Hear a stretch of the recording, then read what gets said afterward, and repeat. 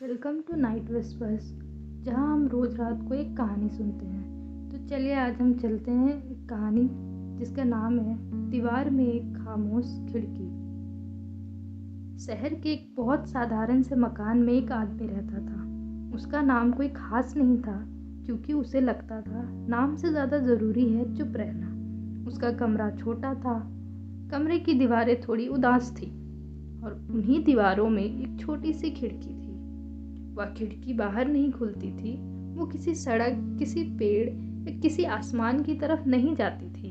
वो खिड़की आदमी के अंदर खुलती थी। हर सुबह जब दुनिया दौड़ने लगती, बसें हॉर्न बजाती, लोग देर होने की शिकायत करते, वो आदमी उस खिड़की के सामने बैठ जाता। वो खिड़की उसे कुछ दिखाती नहीं थी, बस महसूस कराती थी। कभी उसे लगता वो बचपन में वापस चला गया है, जहाँ समय बहुत धीरे चल रहा था और हर चीज के पास ठहरने की फुर्सत थी।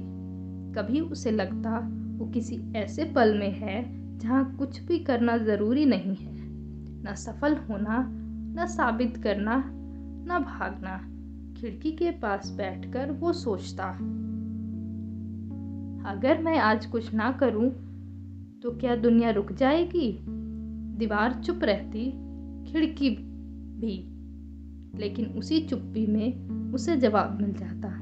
वो आदमी बाहर बहुत कम जाता था और जब जाता था तो दुनिया उसे अजीब समझती। लोग कहते, कुछ करता क्यों नहीं, जिंदगी यूं ही निकल जाएगी, इतना शांत रहकर क्या मिलेगा। वो मुस्कुरा देता, क्योंकि उसे पता था हर आवाज का जवाब शब्दों से नहीं दिया जाता। एक दिन उसने महसूस किया कि खिड़की पहले से थोड़ी बड़ी हो गई है, या शायद वो खुद छोटा हो गया था। अब खिड़की से उसे डर भी दिखने लगे, भविष्य का डर, अकेले रह जाने का डर और सबसे ज्यादा बेकार हो जाने का डर। वो डर को देखता रहता, भागा नहीं, क्योंकि उसने सीखा था जो डर दीवार में कैद होता है वो बाहर नहीं निकलता। धीरे धीरे उस आदमी की जिंदगी बहुत साधारण हो गई। वो कम बोलता, कम चाहता और कम शिकायत करता, पर उसके अंदर एक गहरी शांति रहने लगी। लोगों को लगा वो पीछे छूट गया है, लेकिन सच्चाई ये थी वो कहीं जाने की दौड़ में शामिल ही नहीं था। एक रात जब सब सो रहे थे, वो फिर खिड़की के पास बैठा। इस बार खिड़की से उसे अपनी ही परछाई दिखी।